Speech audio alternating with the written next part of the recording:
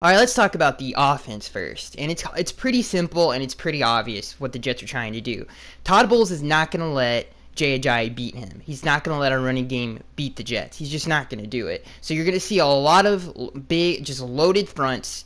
He's not going to let him run the football. It's not going to be easy to run the football at all on this Jets team. They're very, very good against the run. They're one of the best defenses against the run. But Todd Bowles will not, from a schematic standpoint, not just from a talent standpoint, let us run the football. It's going to be a lot of loaded fronts. There's going to be a ton of one-on-ones on the outside, and he's going to make you beat the Jets secondary, make you win individual matchups to really either get a big play or just move the chains.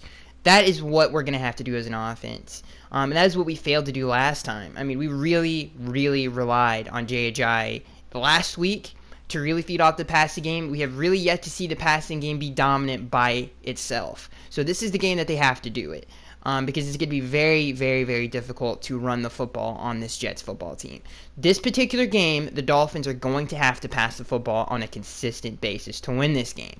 There are no ifs, ands, or buts about it. That's what they're going to have to do. The receivers have to do a better job of beating the man across from them on a consistent basis. Not just once, not just twice, but every single drive. And again, he's not going to stop. He's not going to let Jay beat him. It's just not going to happen. So again, the passing game has to be a big presence in this particular game. Jay Cutler cannot have a repeat performance in this game, which I don't think he will. I think he's gotten better since then. And obviously we're coming off this win, and that should help a lot of things. Obviously, going into this game, the Dolphins are pretty passionate about this. They want to get this win in front of the home crowd because of how they performed last time against this particular football team. I know going into this, this season, there was the huge narrative that the Jets are terrible, they're tanking, they're trying to get the #1 overall pick, they're trying to get Sam Darnold. That hasn't been the case. Todd Bowles is coaching a young football team that believes in what he's saying, especially on defense. He did a good job of drafting two pretty good players on the back end with Jamal Adams and Marcus May. So this defense is not to be overlooked at all. It's not a bad defense. This defense is pretty good, and it's coached by a pretty dang good defensive coordinator and somebody who knows defense like nobody else in the league. So this offense has to be consistent in the passing game. If we want any chance to move the ball consistently, let our defense rest at all, the offense has to be able to pass the football. And like I said, this team is not to be overlooked. They've been playing good ball for the entire season.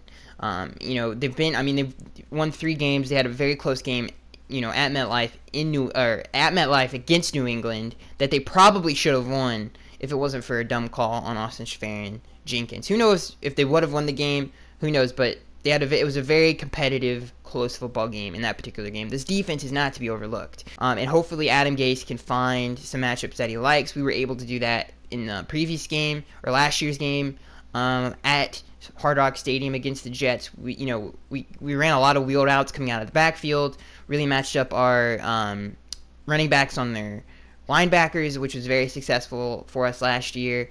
We lined up in a goal line scenario. They had their goal line defense out there. We liked the pass game in that situation. It was a good matchup for us, our tight end on their linebackers. So Adam Gase did a very good job of finding key matchups in that game and really exploiting them. So this game, he's going to have to do the same thing. Really utilize personnel well, recognize what the Jets are trying to do to you, pick what matchup you like, and let Jay Cutler go after it. And hopefully we do that. Some of those things. Hopefully we win one-on-one matchups, and I think we'll have a successful day on offense. All right, let's talk about the defense. Now, the defense is the defense. They're one of the best in the league at what they do. We have playmakers on all 3 levels. You talk about the D-line, which is stacked with playmakers. You talk about the linebackers. You got 2 really good ones right now with Lawrence Timmons and Kiko. You talk about the secondary. You got Cordrea.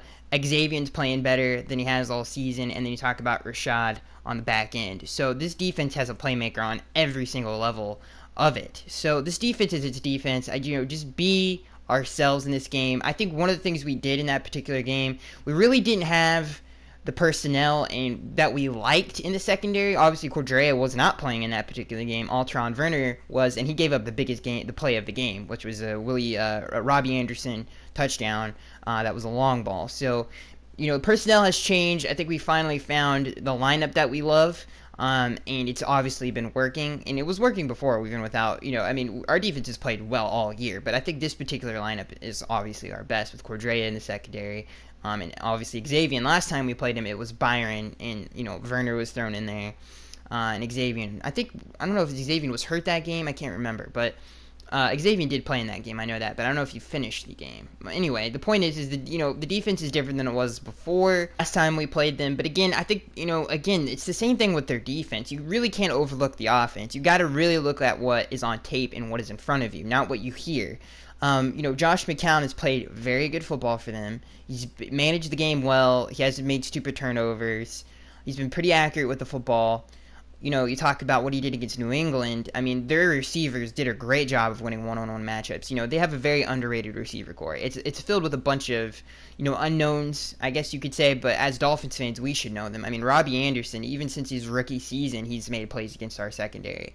You talk about Jeremy Curley, which we should know from, past games when, Rex Ryan used to be the coach of the Jets. Jeremy Curley has always been a very savvy route runner and has always executed the play to a T. He's a very smart, good receiver. So the receiver core shouldn't be overlooked as well. I mean, it's a pretty feisty group, very talented. You talk about Robbie Anderson and Curley are their top two guys. Then you throw in Jermaine Kearse in there, and that's a pretty decent, pretty dang good receiver core. So this team shouldn't be overlooked. I think our team overlooked them last time. I think we were surprised about what football team showed up that particular Sunday.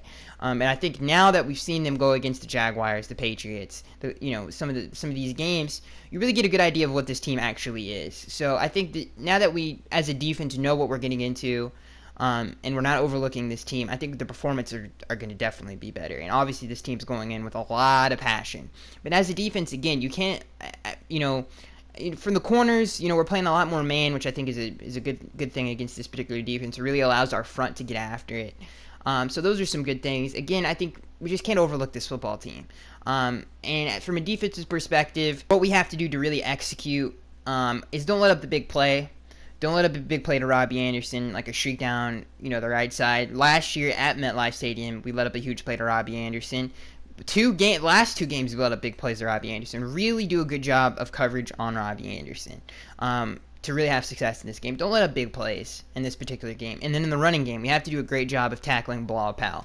I mean, how many times have I said this? Bilal Powell, for some reason, when he plays us, has great games. So we have to be able to tackle in the open field against Bilal Powell. If it's a check down on 3rd and 5, 3rd and 6, we have to get them off the field and tackle Bilal Powell. I mean, sometimes he gets those, and it's the most frustrating thing in the world. Really limit the big plays in the running game. The Jets, the last few games have gotten some big plays out of the running game. They've got their rookie, number 25, his name's escaping me. He's, a pretty fast back himself. Obviously, Bilal Powell, pretty good himself. Matt Forte, you throw him in there. They got a pretty good back rotation as well. So it is what it is. We just have to do a good job of open field tackling, do a better job on Robbie Anderson, limit the big plays on defense, and just be ourselves. Do what we have done this entire season. This defense is a very, very, very good one. So the defense is the defense, like I said. There's just a couple things that we have to clean up as a defense. I think open field tackling on a consistent basis needs to be very good in this game. And again, limit the big plays on Robbie Anderson. I think we'll be fine. So yeah, that's my preview for this week, guys. I am Skaggs283. Let me know down in the comments section below. Let me know down in the comment section below what your number one key is to this game. And I hope I see you guys in the next one.